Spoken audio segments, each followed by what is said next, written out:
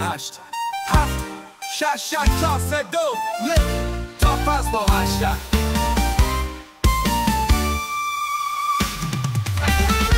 نقطه ضعف که فکر نکنم داشته باشم. نقطه قوتم و انگیزه‌ام. نقطه ضعف نداری اصلا؟ نه. باز هم عرض کنم حالی که جلومون نشسته. هیچی صفر. هیچی فراتر حالی. اگه تو رابطات به مشکل بر بخوری به جز پارتنرت یا حالا شوهر یا نامزدت با کی صحبت میکنی؟ 100% با دوست صمیمی. شناخت بهتری داره روم و میتونه کمک‌های بهتری نسبت به اون حالا موضوعی که پیش اومده میتونه کمکم کنه. قطعا رابطه‌ای که دوستا توش مداخله کنن رابطه درستی پیش نمیره. آدم باید انقدر خودش بالغ باشه که بتونه خودش درست تصمیم بگیره. نهایتاً پدر یا مادر کمک کنه. حالا فکر کن که پارتنرت یا همراهت با رفیق صمیمی دعواش میشه. خب واکنشت چیه؟ سعی میکنم بتونم طرف حق رو بگیرم و مشکل رو بتونم حل کنم. کلا مداخله نمیکنم. دو نفری که به من خیلی نزدیکن باید انقدر درک و شعورشون بالا باشه که با هم بحث نکنن. یعنی اصلا برای سوال نمیشه که مثلا برای چی دارم بحث میکنم. وقتی درکشون نرسیده با هم دیگه بحث کردن پس به منم ربطی نداره. درک تو نمیرسه بخوای بپرسی چی شده؟ نه به من ربطی نداره. بحث کردن با هم دیگه. پدرتون متوجه سالیه؟ چه قوت نشه نمیدونم. یعنی 53 4 سال. آدم باید بدون سن پدرش فکر کنم قطعا. حالا شما این دفعه بزرگی خودت ببخش. اولویت باید خانواده باشه فکر کنم. باشه مثلا اولویت درک تو اول برو جلو. باران جان ارتباطت با خانواده چجوریه؟ خیلی خوبه. با پدرم گفتن دیگه سن پدرشون هم نمیدونم. به شما ربطی داره؟ دیگه کلی گفتم. من کلی گفتم. ربطی داره؟ بچه‌ها بیخیال. نه واقعا سوالم الان به شما ربطی داره؟ آقا بیخیال مهم نیست ولش کن. باران جان. نه چیو ولش کن؟ یعنی چی خب؟ مثلا هم داره میگه که مثلا به خانواده‌ام بی‌اهمیتم سر یه سن. حالا ولش کن باران جان. الان سکوت کردی چرا دوست عزیز؟ آقای با درک و فهم و شعور. بعضی جا سکوت ببین جواب واقعا بیشتر از این با تمام احترامی که برات قائلم این برنده تو اصلا نمیتونم بگم. باران جان به خاطر من حداقل درک و شعورش کامل بخواد باعث خوشحالی بود.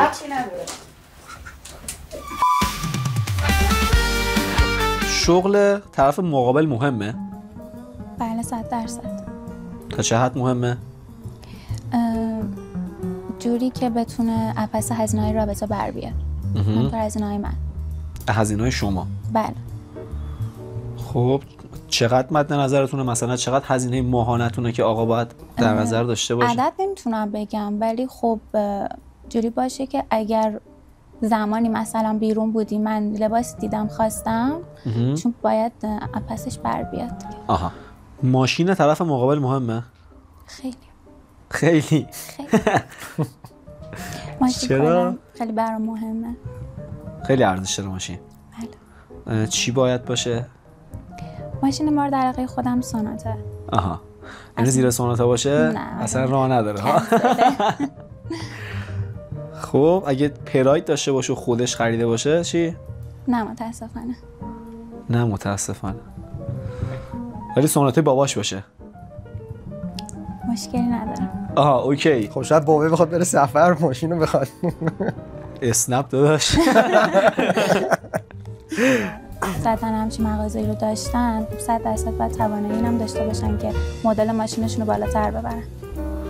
زمان میبره همه چیز دیگه. روز اول که نتونستیم بریم یه دونه مغازه بگیریم اینقدر مثلا فروش و مغازه و درآمد و اینا داشته باشه. زمان برده. خب میتونین زمان بذارین. بعد به نظر من ارزشش اینه که آدم من اسنپم بگیرم پراید بشه سوار نمیشم. 100% من که اپتیما زیر پامه نمیتونم با یه شخص تو رابطه باشم که پراید داره. من سعیدم، ساکن انگلیس لندن.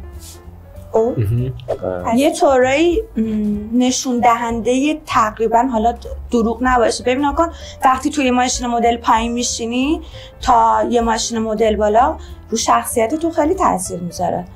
خیلی زیاد. مثلا یه مدیر رو فرض کنید یه آدم خیلی پولدار کسی که جایگاه خیلی بزرگی داره بعد بخواد مثلا با 405 یا مثلا با پراید یا با پیکان بره خب کسی براش اهمیتی آنچنان قائل نمیشه و همه آدما نشستن توی ماشین یه طوری هستش که بهشون شخصیت میده. برای من خیلی مهمه. اینم که باید بدونید که آدما عقلشون به چشمشونه.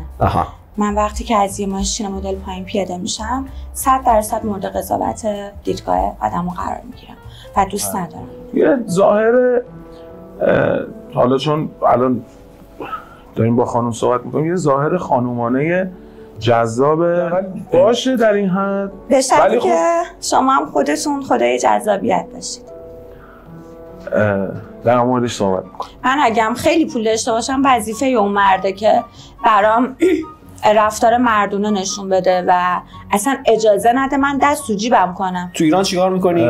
من اینجا شرکت تولیدی جوراب دارم. کارخونه و شرکتشو با هم دارم. چرا خانم خنده داره؟ منم یه بیزینسه، یه کاره. نه جوراب خندم گرفت. خب. من همون 405 که میگم هم یه خاطرات بچگی باش دارم، هم یادگار پدرم تو ایران. شما اونجایی که برگشتید گفتید یه یادگاری از پدرم، من شاید باور نکنی ترجیح میدادم اون یادگاره یه دونه پیکان جوانان قدیمی ارزشمند باشه تا یه 400. همه چیه من شما خیلی خسیسی نمیخوای ماشین رنت. نه این بحث خساست نیست. دنبال بهانه. من یه سوال البته شخصی ها ببخشید میتونم بپرسم ازتون خانم مانیا؟ بله. ماشین پدرتون چیه؟ نیازی نمیبینم جواب بدم. من تو کار ریال استیت توی کالیفرنیا هستم. درسته؟ فکر کنم پروازتون همین چند روزیش بوده داره؟ بله. بعد شما بفهمی؟ بیزینس بنده هم مدیریتی از مجموعه ورزشی و فیتنس کوچ اون مجموعه هستم. بسیار عالی. و چند سالی هستش که تو مسابقات فیتنس استایل و مدلینگ شرکت کردم و تونستم عناوین زیادی رو به دست بیارم و 3 بارم تونستم به عنوان فیتنس مدل برتر ایران انتخاب بشم. خیلی دوست دارم یوگا، بیچ والیبال بازی میکنم، والیبال ساحلی خیلی بازی میکنم، هنگات با دوستان، دوست دارم ادونچر، کار جدید همیشه امتحان کنم. بله دقیقاً. من از آدمی که پای یه پسر بخواد غذا بخوره، مثلا یه دیس پر بخواد غذا بخوره، کاملا اصلا نمیتونم ارتباط بگیرم و کامل اون آدم برای من کنسله. میشه یکم به زبان خودمون صحبت کنی؟ به کدوم زبان؟ من مشکل زبان دارم. آره یاد میدیم حالا مشکل. میشه؟ جونم. حس دوست. چه جونمی گفت؟ میشه اون جمله کلیشه‌ایه به نظر من که مهم نیست و فلانه. پر همه مهم. یعنی ترجیح میدی که ماشین خوب داشته باشه، منظورت اینه؟ ماشین خوب تا یه حدی آره دیگه. باید ماشینش خوب باشه حداقل به استایل من بیاد سوارش. مثلا بعد چی باشه که به استایل تو بیاد که سوار چی؟ 206 و بالاتر. خدایی نمیشه سوار پرایچم من. نمیتونی تو سوار پرایچم؟ من نمیدونم نمیتونی سوار پرایچی؟ نه واقعا یه ذره حداقل به خودم بیاد دیگه. وقتی یه دختر خودش مثلا من شرایط خودم انقدر استیبله، بیام برم چیکار کنم؟ بیام برم مثلا با یه پسر اوکیشم که سوار پرایچم باهاش، بیام برم سوار موتورشم باهاش. با اینکه خودم موتور دارم اصلا چیز نمی‌کنم، خودم موتور سوارم. چند روز پیشم موتورمو گرفتم. ولی اون موتورم که سوار میشم برای تفریح سوار میشم، اون چیزی نیست. اگه به خودم دعوتش کنم مشکل نداره، چرا نرم دنبالش، میرم دنبالش. اگر خودم ولی اگر بخواد طرف دعوتم کنه که توی 4-5 ماه اول رابطه به هیچ عنوان من دعوتشون نمیکنم به جایی، یعنی ایشون با خودشون رو با من ثابت کنم. من انقدر سطحم بالا هستش که نخوام خودم به کسی ثابت کنم. یعنی این موضوع بعدی که یه نفر میتونه توی دیت برای من کنسل بشه، عدم اعتماد به نفسشه. آدمی که اعتماد به نفس داشته باشه، اون جرأت و جربزر تو خودش پیدا کنه، حتی اگر توی منطقه بد زندگی کنه، میتونه خودش رو برسونه به سطح بالا. یه جاهایی واقعا خب هرچی شما در نظر میگیری، شما نمیتونی ارتباط بگیری با کسی که توی جنوب تهران زندگی میکنه یا حومه تهران زندگی میکنه. میکنم مثلا همشون چیزن بگم خلاف کار. چیزی که دیدم همیشه این ارزلو باشه، اونایی که خفتگیر بودن و این داستانا رو گرفتن همشون بچهای جنوب شرق بودن. مثلا کسی رو دیدی طالبی بیان بگن آره این آدم تو زعفرانیه بوده، این آدم تو جردن زندگی ولنجک زندگی می‌کرده، خب خفتگیری کرده. تا حالا همچین چیزی شنیدی؟ هیچکی نشنیده. ولی خب ببینیم همه جرم و جنایت، من خودم 3 بار 4 بار تا حالا گوشیمو دزدیدن، پایین آزادی بوده هر 3-4 بارشم، یعنی برای خرید رفته بودم یا آفتاباد یا دخترم میگم ما اینو پسر دیت بد ندارن که پسر فقط کافیه براشون دختر باشه. او تتو داره، شیرشونه داره. شیر می‌بینی تو این؟ نه دیگه شیره دیگه. جغده. همیشه شیر و جغد اشتباه میکنم. توی رابطه عاطفی چیز شخصی وجود نداره. شخصی ترین کارا رو شما دارید به هم انجام میدید. و شما دنبال اینی که گوشی یه چیز شخصی نه. تو چک کردی تا حالا؟ 1000 بار چک کردی؟ راش مهم نباشه، حساسیتی رود نداشته باشه، اصلا دوستت نداره. دختری که به گیر میده دوست تو مخت بره یعنی واقعا عاشقته. نه به نظر من یعنی هر جا میخوای بری کجا داری میری؟ این حساسیت باید باشه. پسرت رفتی خونه خالت پسر که نداره، این داستانه دیدی؟ این خب یعنی من دوستت دارم، برام مهمه. اگه مهم نباشه اصلا برام مهم نیست که کجایی چیکار میکنی. باید درآمدشون واقعا بالا باشه. خب اینطور باشه که بتونه جفت طرفو ساپورت کنه، یعنی هم منو هم خودشونو. چون خب معمولا توی رابطه آقا تامین کننده است. یه چارچوب رابطه دست آقا از لحاظ مالی باید بتونن که ساپورت کنن. مثلا ببینید مورد پیش میاد حالا یه خریدی باشه، یه فلان رستورانی باشه، با خیال راحت کارت بکشن. حالا اگه مسافرتی باشه من خیالم راحت باشه که توی این مسافرت کمبودی پیش نمیاد، کم و کسری نیستش. خب تو اومدی تو رابطه که یه سری چیزا برات مهیا بشه. بعد برای من واقعا مهمه درآمد. مهمه. معمولا آقایون باید تامین کننده یه رابطه باشن. من این خودم خیلی برام مهمه که ساپورت بکنه. بس باتری نیست. شما وقتی میری توی رابطه همه این شرایطو میسنجی و بعد وارد رابطه شما چه چیزی در عوضش به اون آدم میدید؟ آرامش. آرامش، عشق. بیای شما مثلا میخوای بری پاساژ گردی، خب چشت میفته چیزی خوشت میاد، نباید تو جیبت باشه که بخوای اونو بخری. و به نظر من توی رابطه خب من دارم برای تو میپوشم. برای من داری میپوشی؟ من برای تو به خودم میرسم. من نیاز ندارم آقا شما این کارو مگه میشه؟ من نیاز ندارم شما لباس گرون بپوشی. نه من به خاطر تو رنگ لاک منو وقتی تو انتخاب میکنی باید هزینه‌شو بدی. رنگ لاک وقتی میگی این رنگ بهت میاد باید هزینه‌شو بدی. وقتی میگی دوست دارم تو رو تو این لباس ببینم باید هزینه‌شو بدی. من دوست ندارم. شب تولد منه، با دوستم رفتیم برای تولد من خرید کنیم. یه ست فکر کنم جواهری چیزی بود، دیدش خوشش اومد، زنگ زد به پسرش و گفت عزیزم من یه ست دیدم هزینه‌ش هم انقدره میخوام بخرمش و جیرینگی زد به کارتش. حالا شب تولد من بود و فرداش که تولدم بود با پارتنرم هیچ جا نرفتیم، یعنی اکسم بخوام بگم، توی ماشین همو دیدیم و یه کیک ساده و یعنی در از تولد من بود. دیشب دوستم هدیه گرفت.